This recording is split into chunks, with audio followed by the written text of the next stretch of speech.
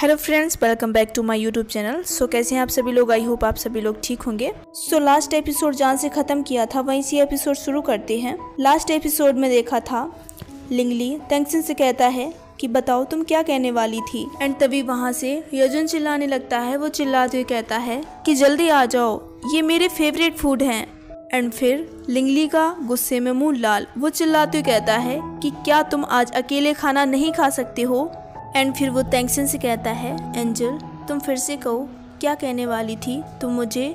वो इतना ही बोल पाता है। एंड तभी तेंगसिन उसकी चेयर पर से उठ जाती है एंड कहती है कि यजुन को बहुत ज़्यादा भूख लगी हुई है, चलो हमें डिनर करना होगा। लिंगली को इसके बाद बहुत गुस्सा आता है एंड वो लोग डिनर के लिए बैठ जाते हैं।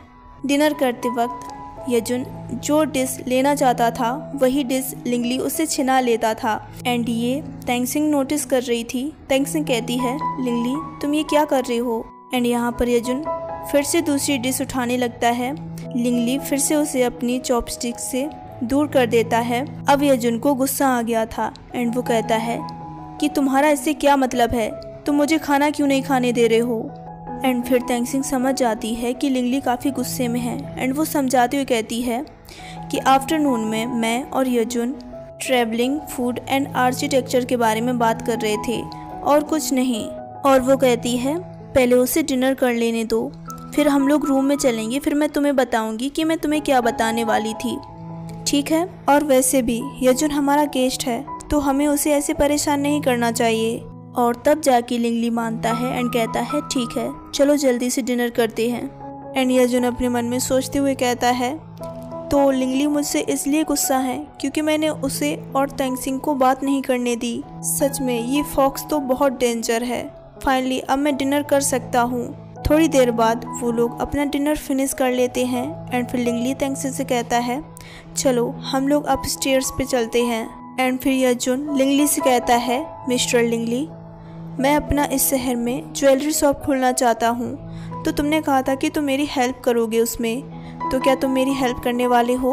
एंड फिर लिंगली कहता है कि जो इंसान मेरी वजह से इतना परेशान हो रहा हो और जिसको मैं इतना परेशान कर रहा हूँ तो क्या वो मेरी हेल्प लेना चाहेगा। यजुन ऐसा सुनकर काफ़ी गुस्से में कहता है कि तो तुम्हें पता है कि तुम मुझे परेशान कर रहे हो, है ना। एंड वो काफ़ी चिढ़ जाता है। वो कहता है चलो तुम्हें इसके बारे में पता तो है कि तुम लोगों से उसकी मर्जी के खिलाफ उन्हें धमकाकर उनसे काम निकलवाते हो। इस पर लिंगली कहता है कि मैंने ये रियलाइज़ नहीं किया है, मुझे हमेशा से पता है कि मैं तुम पर सख्त हूँ और तुमसे काम करवाता हूँ, तो क्या तुम्हें इससे कोई प्रॉब्लम है मेरे लिए काम करने के लिए। यजुन शांत होते हुए कहता है नहीं नहीं मुझे कोई प्रॉब्लम नहीं है। एंड फिर लिंगली कहता है कि मैं तुम्हें कुछ दिखाना चाहता हूँ और मैं तुमसे पूछना चाहता हूँ कि ये क्या है। एंड वो झाओ रेन से वो डीएनए टेस्ट मंगवाता है जो कि उसका और युयान यी का था। वो डीएनए टेस्ट का पेपर देखकर यजुन काफ़ी शॉक्ड हो जाता है एंड कहता है ये क्या है और ये तुम्हारा और किसका है। लिंगली कहता है ये मेरा और लिंग युआन का डीएनए टेस्ट है, तुम इसे चेक कर सकते हो। मैं ये जानने के लिए काफ़ी उत्सुक हूँ कि तुम इसे देखने के बाद कैसा महसूस करोगे और मैं देखना चाहता हूँ कि तुम्हारा बिहेवियर कैसा रहेगा। एंड वो कहता है और तुम इसे देखने के बाद इतने नर्वस क्यों हो रहे हो। इस पर यजुन घबराते हुए कहता है कि मैं क्यों नर्वस होऊंगा, मुझे क्या फ़र्क पड़ता है। और कहता है कि तुम मुझे ये क्यों दिखा रहे हो, मुझे कुछ नहीं पता कि ये सब क्या है और क्या चल रहा है। इतना कहते ही वो यहाँ वहाँ देखने लगता है। एंड फिर तेंगसिन यजुन से कहती है यजुन तुम्हें नहीं लगता है कि तुम काफ़ी दिनों से थोड़ा सा अजीब बिहेव कर रहे हो। ऐसा तब से है जब से हम लोग तुम्हारे बाल लेना चाहते थे डीएनए टेस्ट के लिए। यजुन के तो समझो पसीने आ रहे थे, वो कुछ नहीं बोलता है। एंड थोड़ी देर में कहता है कि मुझे बहुत ज़्यादा नींद आ रही है, लास्ट नाइट मैं अच्छे से नहीं सोया था इसलिए मैं सोने के लिए जा रहा हूँ। इतना कहकर वो भागते हुए जाने लगता है। एंड फिर लिंगली कहता है कि कोई बात नहीं, तुम अभी यहाँ से जाओ, मुझे पता है कि 3 दिनों में जब तुम्हारा डीएनए टेस्ट आ जाएगा तब तुम मुझे खुद ही सब कुछ बता दोगे। एंड फिर यजुन उससे कहता है कि तुम्हारे पास्ट में मुझे पता है कि तुम्हारे साथ अच्छा नहीं हुआ, लेकिन अभी तुम अच्छे से जी रही हो तो फिर ये सब भूल जाओ। इस पर लिंगली कुछ सोचने लगता है। एंड तभी तेंगसिन उससे कहती है कि जब मैं लास्ट टाइम योया हाउस गई थी तब मैंने लेडी युया के रूम में एक फ़ोटो फ्रेम देखा था जिसमें फैमिली फ़ोटोज़ थी, तो मैंने उसमें कुछ देखा था, लेकिन मिसेस नी ने मुझे मना कर दिया था कि इसके बारे में वो किसी को ना बताएं। इस पर लिंगली तेंगसिंग का हाथ पकड़ते हुए कहता है, सिली गर्ल, तुम मुझे बताओ कि क्या था, जो कुछ भी था तुम उससे मेरे साथ शेयर करो। इस पर तेंगसिंग कहती है, बट मिसेस नी ने मुझे मना किया है कि मैं किसी को ना बताऊं, और इसके लिए उन्होंने मुझे वार्निंग भी दी थी कि मैं किसी को ना बताऊं इसके बारे में। ऐसा सुनकर यजुन सोचता है कि मेरी ग्रैंड माँ तो बहुत जेंटल पर्सन है, तो वो किसी को धमकी कैसे दे सकती हैं। एंड वो सडनली तेंगसिंग के पास आता है, वो तेंगसिंग का हाथ पकड़ लेता है। वो कहता है तुम कुछ नहीं बताओगी। लिंगली यजुन का हाथ पकड़कर तोड़ देता है, मतलब तोड़ता नहीं है, उसका हाथ पकड़ के कस के मोड़ देता है। वो ज़ोरों से चिल्लाने लगता है एंड फिर वो अपना हाथ पकड़कर कहता है कि तुमने मेरी कलाई को इतनी ज़ोरों से पकड़कर मोड़ दिया। मैं देखना चाहता था कि उसे फीवर है या नहीं, उसे इन दिनों बुखार था, इसलिए मैं चेक कर रहा था। इस पर लिंगली गुस्से में कहता है, अगर तुमने और कुछ भी बोला तो तुम मेरे घर पर मत आना। एंड फिर लिंगली तेंगसिंग से प्यार से कहता है कि एंजल, तुम बिल्कुल मत डरो, मुझे पता है कि तुम मेरे बारे में चिंता करती हो, लेकिन मैं सच में जानना चाहता हूँ कि आखिर मेरा बैकग्राउंड क्या है। एंड फिर तेंगसिंग बताती है कि मैंने लेडी युया के रूम में एक फैमिली फ़ोटो देखी थी, जिसमें मैंने एम्परर टियलिंग की भी फ़ोटो देखी थी, जिसमें मैंने देखा था कि वो बिल्कुल तुम्हारी तरह दिखते हैं। ये सुनकर यजुन एंड लिंगली दोनों शॉक्ड हो जाते हैं।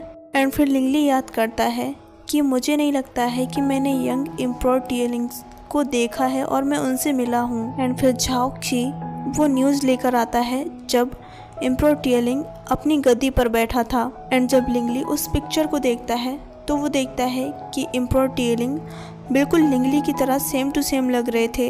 एंड फिर तेंगसिंग यजुन से पूछती है कि क्या लिंगली रॉयल फैमिली का चाइल्ड है, और वो कहती है कि ऐसा कैसे हो सकता है कि उसके खुद के पेरेंट्स इतने क्रूल हैं कि उन्होंने अपने खुद के बच्चे को लिंग युआन को सौंप दिया।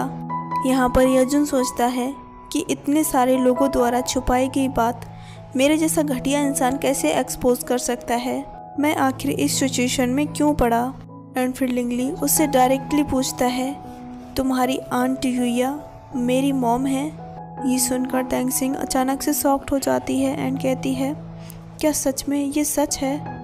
यजुन अपने मन में ही सोचता है, वो कहता है कि यही रिजल्ट है कि लिंगली जानना चाहता है कि लेडी युया इतने सालों से उसके साथ इतना अच्छा बिहेव क्यों कर रही हैं, बिल्कुल ऐसे जैसे कि वो उसकी मॉम हो। एंड फिर तेंगसिंग कहती है, यजुन जो भी सच्चाई है तुम उसे सच सच बता दो, क्योंकि 2-3 दिन के अंदर तुम्हारा DNA टेस्ट आ जाएगा, तो फिर तुम उसे कैसे सफाई दोगे। तो बता दो कि लेडी युया लिंगली की मदर हैं या फिर नहीं, क्योंकि तुम इसे फिर छिपा नहीं पाओगे। एंड फिर यजुन बताता है कि हाँ, लिंगली मेरी आंटी यानी कि लेडी युया का चाइल्ड है, क्योंकि मेरी आंटी इस कंट्री की सबसे बड़ी ऑफिसर हैं और हाई रैंकिंग वाली ऑफिसर हैं। तो अभी वो अपने अवैध संबंध से जन्मे चाइल्ड के बारे में बात करेगी तो उनकी रेपुटेशन पर उंगली उठ सकती है। इस पर तेंगसिंग कहती है, तो तुम्हारा मतलब है कि लेडी युया ने लिंगली को युयान यू को इसलिए दिया था कि वो अपने फ्यूचर करियर को बचाना चाहती थी। एंड फिर सीन हमें यहाँ पर फ्लैशबैक की दिखाई जाती है। यहाँ पर यजुन लेडी युया के पास गया हुआ था एंड वो कह रहा था कि लिंगली ने मेरे हेयर ले लिए हैं एंड DNA टेस्ट करवा रहा है, तो अब मैं क्या करूं, अगर सच्चाई बाहर आ गई फिर मैं क्या करूंगा। इस पर लेडी युया कहती हैं कि अगर सच्चाई नहीं छुपती है तो फिर उसे आने दो और तुम उससे कह देना कि ये मैंने अपने फ्यूचर करियर के लिए किया था, उसके फादर के लिए। ये सब तुम उसे मेंशन नहीं करोगे, मतलब जो लिंगली के छोड़ने की सच्चाई है वो अभी ये लोग रिवील नहीं करेंगे, वो हमें आगे पता चलेगा। एंड यहाँ पर यजुन मन में सोचता है कि ये जो है ये पूरी सच्चाई नहीं है और मेरी आंटी ये पूरी रिस्पॉन्सिबिलिटी खुद ही लेना चाहती हैं, वो लिंगली को प्रोटेक्ट करना चाहती हैं। एंड फिर तेंगसिंग लिंगली से कहती है, लिंगली तुम इतनी गुस्सा मत करो, लेडी युया पूरी तरह से सेल्फिश नहीं है, शायद वो अपनी फैमिली की रेपुटेशन को बचाना चाहती थीं, इसीलिए उन्होंने ऐसा किया होगा। और शायद हो सकता है कि जिस इंसान से वो प्यार करती थीं वो उसे छोड़ना नहीं चाहती होंगी, और जब उन्होंने तुम्हें जन्म दिया था तब वो तुम्हें पालने के लिए इतनी सक्षम नहीं होंगी, और इसीलिए उन्होंने तुम्हें युयान यी को दे दिया। येजुन की बात सुनने के बाद लिंगली येजुन से कहता है कि तुम अपनी आंटी के ऊपर ऐसे कीचड़ उछाल रहे हो, क्या तुम्हें डर नहीं लगता है कि बाद में तुम्हारे साथ क्या हो सकता है। इस पर येजुन कहता है कि अब मैंने क्या कर दिया, इसमें मेरी क्या गलती है। बेचारा येजुन। खैर, लिंगली कहता है चलो अब हम अपस्टेयर्स पे चलते हैं, मैं बहुत थक गया हूँ और मैं सोने जा रहा हूँ। ओके गाइस, ये वीडियो यहीं पर खत्म करते हैं। वीडियो पसंद आए तो वीडियो को लाइक, चैनल को सब्सक्राइब करना मत भूलना। मिलते हैं नेक्स्ट वीडियो में, तब तक के लिए take care and bye bye.